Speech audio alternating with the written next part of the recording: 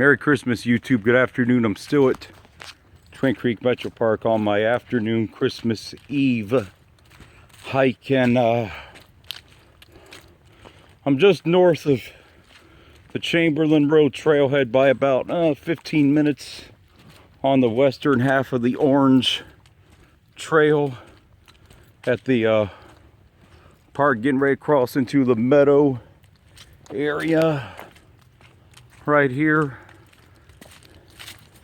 Been mucky weather outside, you know, with the rain from last night, but I knew what to expect coming down. But it's a beautiful day.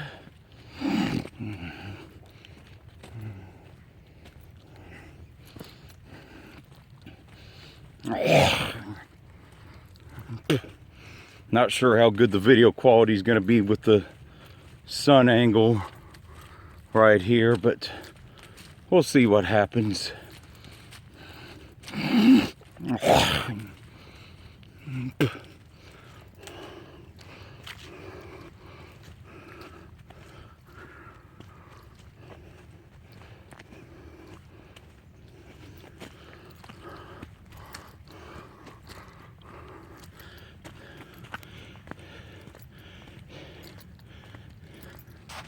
Definitely an open field with the grass where the deer could bed in.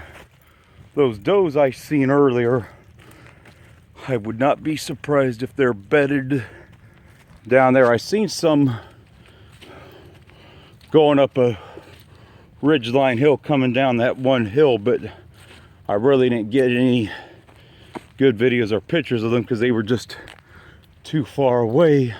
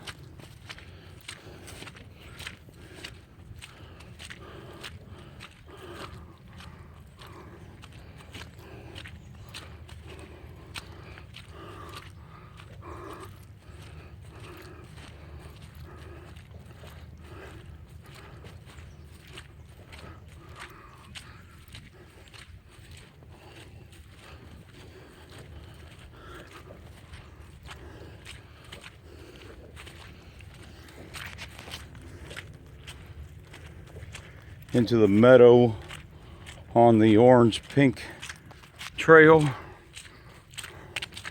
on this beautiful day. Yeah, the water definitely in these grassy areas, it definitely sinks right in here. It's been just normal mud. I wouldn't say anything extreme, just normal mud after a hard night of rain last night.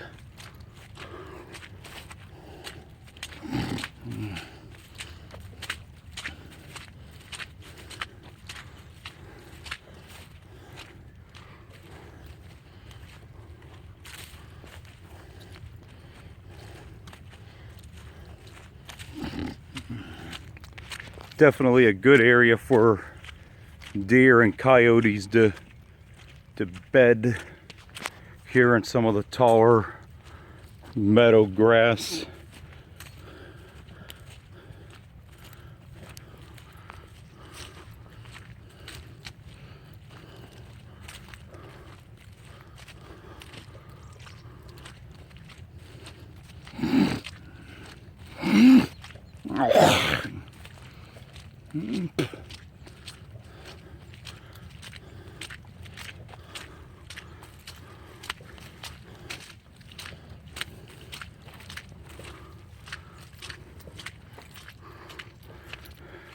$3308, that might stand for address of the EB Road property, because as I mentioned in another video, this park was acquired.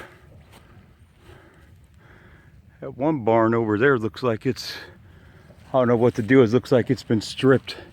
It's on private property, but this park was acquired via acquiring land from property owners throughout the years. It was inspired by the Hopewell Earth Indian Mound. That's what inspired the park system to that's how this got started. But it took over 20 years for this to become a MetroPark, because I believe the first piece of land, father and son, I seen over there, hiking right over there on the other side. It took about 20 years for this, around 24 years, somewhere in that area, for this park to materialize. It's not a very heavily traveled park, as I've mentioned before. Parking here is decent. There's not a whole lot, but if they doe track right there, not a doe track, but a deer track, but maybe a track from one of the younger fawn members. But this became a MetroPark in 1988, from what I've read and the stories that I've seen. And the person that designed this trail coded color system, I can't remember his name. His name might be Bob something, or I don't know what it is offhand, but he was the same one that designed the color-coded trail system at Germantown, though I'm not sure if he's been involved in any of the modifications of some of the recent changes. And when I was over there a few weeks ago, actually not even a couple weeks ago, the trails have definitely improved. They got rid of the Steps Hill. That one area of the northeastern Orange Trail, they improved it by making drainage better. They made that new pink trail so you don't have to go through a muddy floodplain. You have an alternate route instead of having to take the parking lot when it's underwater. So trail changes have improved. But anyways, the park in here, you got 3 main parking lots. You got 5 parking lots in total. They can hold around, I'm estimating, 20 to 30 cars at the most. The EB Road and the Chamberlain Road trailhead are the 2 main ones. The one for Dogwood Pond, they close that in the wintertime because the parks don't want to apparently maintain that during the winter time. You got the Camp Hook gate, which is actually the biggest gate. That holds, I'm estimating, geez, that can hold probably 100 cars or more. That's the biggest lot. It's only open until 4 p.m. unless you call and ask for special permission or have some event to keep it open. Then you have the horse trail parking lot at the bottom near the entrance to the old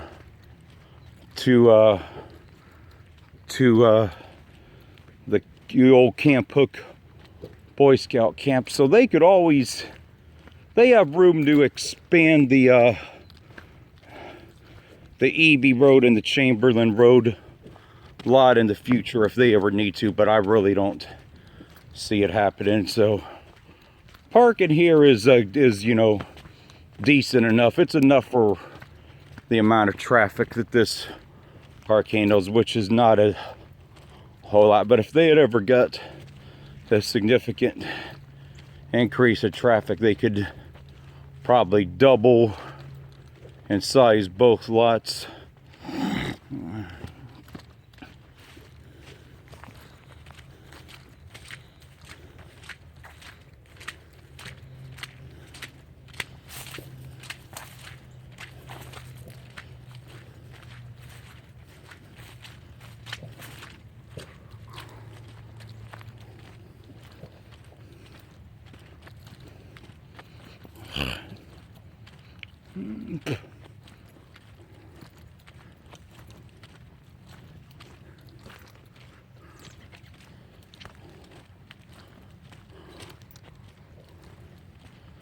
Yeah, the side of the Orange Trail, I did the western side of the Orange Trail. It's definitely the harder side. Those, you got some hills that are a little bit rougher going from EB to Chamberlain or vice versa the other way.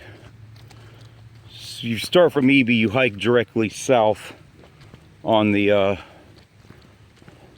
Orange Trail. But normally I hike this area, this part of it, south anyways. I normally never hike this part of the trail going north. It's almost always in the southerly direction. Normally the eastern side of the Orange Trail is the one I always do going north.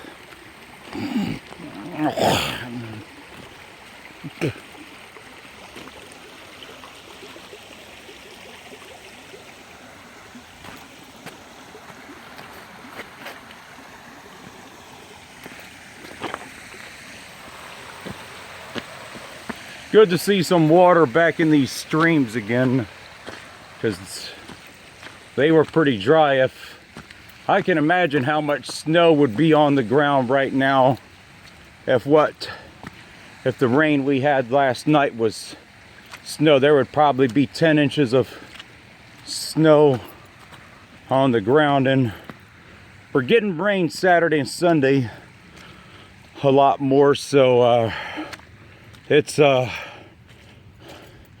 if that were snow, this would be a really fun hike. Not that it's not a fun hike, but being this close to Christmas, you wish you had snow for a hike if you're a true hiker per se. Even if you're not a big snow lover, which I can do without it. Either way, I like it, and it doesn't matter to me, but I do like snow in the woods. It'd feel a lot more like Christmas.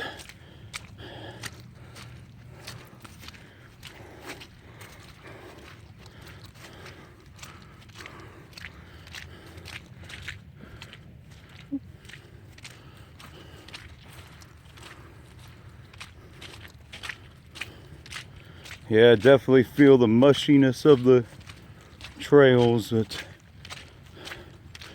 by Monday or Tuesday, it'll be really mucky. Thought I heard an animal there, but probably a squirrel. I'm gonna get ready to end this one in the next minute, and I'm gonna continue on, start a new one. Then that'll take us up to Chamberlain.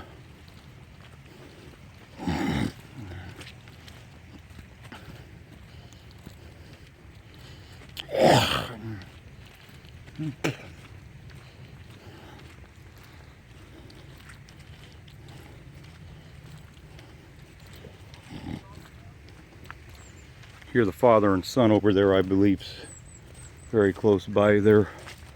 I assume it's father and son hiking together. They're probably parked at Chamberlain over here. Yeah, definitely a mess. Oh!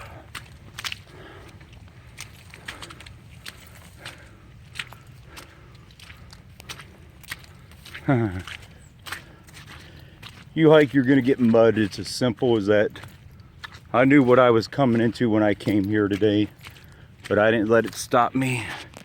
Anyway, YouTube, that's gonna be it for